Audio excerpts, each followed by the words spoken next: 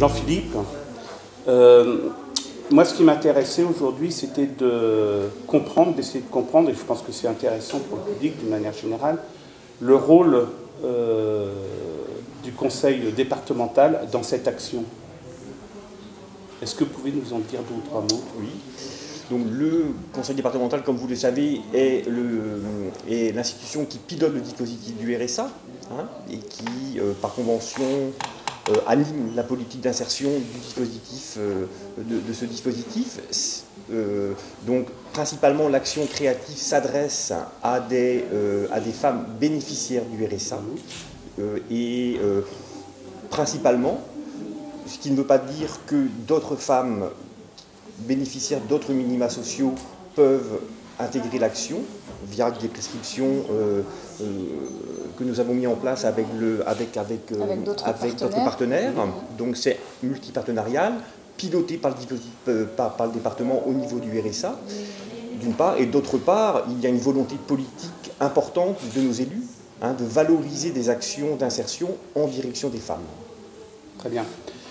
Naïk, on va aborder maintenant la partie un peu plus technique, je dirais, c'est-à-dire comment créer à partir de cette action le lien, la corrélation avec ces femmes et sur quoi ça va déboucher, sachant que tout à l'heure nous allons recevoir 2 personnes, une qui est un lien, je dirais, beaucoup plus technique sur le terrain, et une autre qui est une personne justement qui a participé à cette action il y a quelque temps.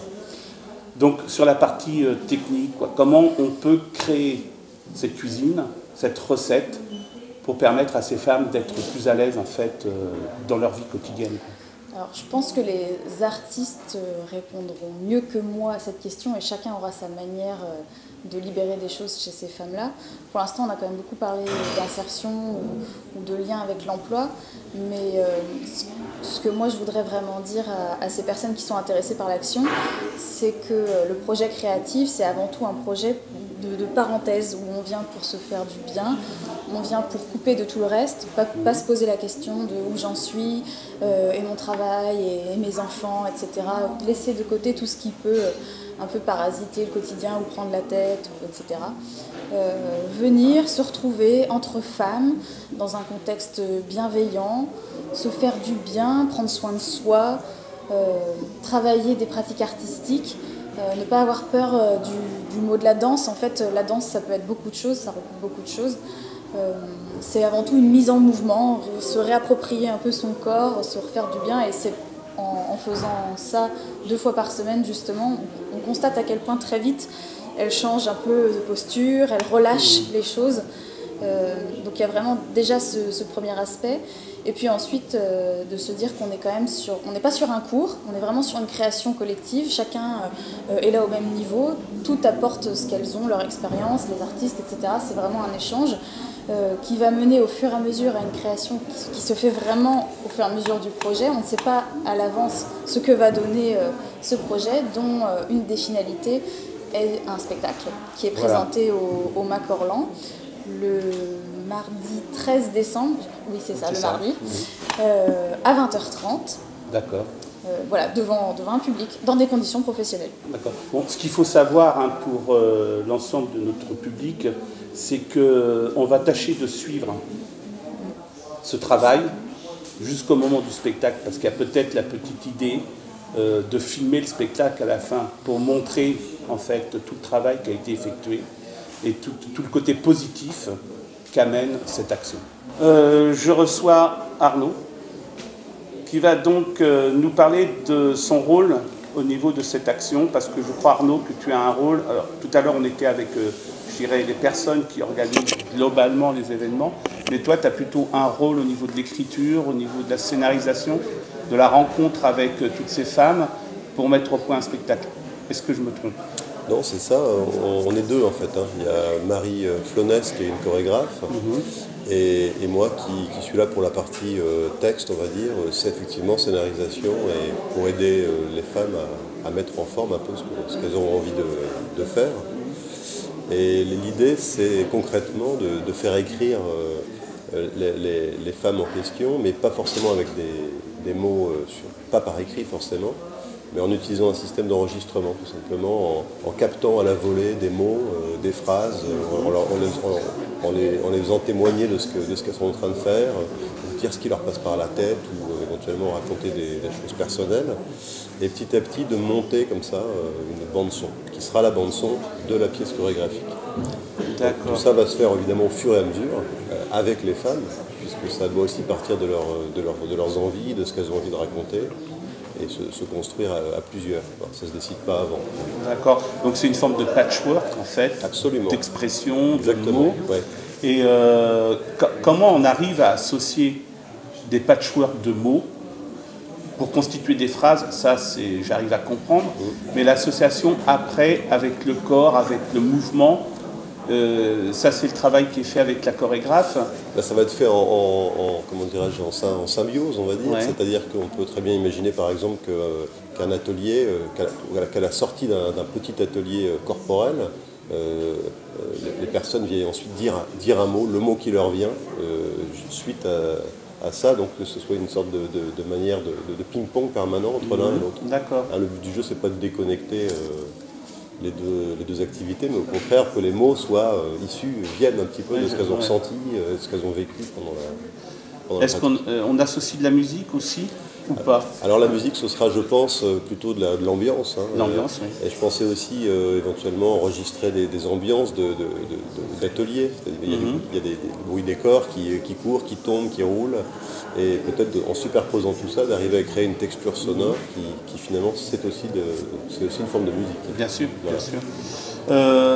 Je crois qu'il y a l'expérience, enfin ce travail va s'effectuer sur toute la longueur du trimestre. C'est ça. Est-ce que tu peux me dire les moments, combien de fois par semaine les femmes viennent? Oui. Et pendant combien de temps ça va durer? Il y a 14 sessions, 14 ateliers. En général, la fréquence est environ 2 fois par semaine. Après, il y a un calendrier qui s'adapte aussi à la réalité, aux vacances scolaires, etc., pour que ce soit viable aussi pour les femmes. Mais enfin, en gros, c'est 2 fois par semaine, 14 séances. Et ça débouche, 14 séances c'est quand même suffisant pour construire le spectacle, ça débouche sur le spectacle à la fin. D'accord. Moi je trouve que c'est une super action qui s'implique dans un art qui est très très difficile. Pour moi c'est l'art le plus difficile, celui de la danse, parce que c'est bouger avec son corps et en même temps avec sa tête et surtout physiquement, c'est extrêmement dur. C'est complet. Ouais, c'est complet. On va recevoir tout à l'heure Gaëlle qui va nous parler de son expérience parce qu'elle a participé en tant que danseuse à cette expérience. Moi, je te remercie. C'est moi. Comme je l'ai dit, on va vous suivre pendant tout le trimestre, très bien. Pour montrer au public quand même que ce qui peut paraître au départ un rêve ou trop dur, en fait, il y a beaucoup de femmes qui s'investissent dans cette action-là et je crois que c'est très porteur pour elles. Absolument. Je te remercie, Arnaud. Merci. Bonjour Gaëlle, bonjour Naïk. Là vous êtes sur notre plateau. Alors je sais que Gaëlle, vous avez participé au projet Créative. Alors est-ce que tu peux nous dire ce que tu as fait et ce qui t'a apporté ce projet? Bonjour, j'ai participé à l'atelier en 2015. Ça a duré à peu près 3 mois. Je faisais donc partie d'un groupe de 15 personnes. Et on était toutes différentes. On devait donc faire une danse, mais à notre façon. Alors comment vous dansez par rapport à quoi? Sur une musique, sur des paroles? Explique-nous comment ça s'est passé. On a eu un texte à produire, où on devait mettre ce qui nous venait en tête, ce qu'on voulait que ça soit visible. La personne lisait son texte et nous on devait traduire comme un podium, où on devait s'exposer, créer des mouvements et se laisser aller, se détendre. Donc c'était créer quelque chose de ce que vous entendez par rapport à un texte. Oui. Ça veut dire c'est ce que vous avez fait. Donc est-ce que tout le monde peut faire ça? C'est ciblé sur des danseurs ou des gens qui connaissent ou ce n'est pas important? Est-ce que tout le monde peut faire ça? Tout le monde peut le faire, on est à notre rythme. Oui. Il y a des mouvements qu'on ne sait pas, on attend un peu pour que ce soit un mouvement qu'on arrive à faire. Et on est tous solidaires et ça se passe très bien. Qu'est-ce que ça t'a apporté d'être dans ce projet? D'avoir une activité en dehors du quotidien, sortir, voir du monde, faire un projet de A à Z et participer à un spectacle où on est mis en avant. Donc vous avez fait un spectacle après, et ça a duré combien de temps? C'est à peu près 1 heure. On est devant un public. Oui, mais le programme, ça a duré combien de temps? C'est 1 an, 2 ans? Ça a duré 3 mois. 3 mois. Donc vous faites ça pendant 3 mois. Et combien d'heures par semaine? À peu près 6 heures. 6 heures par semaine. Ça dépend de nos disponibilités. Alors, et le plus important, c'était quoi dans ce que vous avez fait? C'est exprimer par rapport à vos gestes, qu'est-ce que ça a apporté par rapport à votre quotidien après? Qu'est-ce que vous avez senti? Un peu plus libéré, s'accepter comme on est. Et j'ai eu des entretiens et j'ai eu un emploi à mi-temps. Et ça m'a beaucoup aidé par rapport à se sentir dans un groupe, à ne pas être timide, à aller de l'avant, discuter avec tout le monde. Donc ça a donné que vous êtes libéré par rapport à tout ça. Alors Anaïk, est-ce que vous pouvez nous dire qui c'est qui peut participer à ce projet?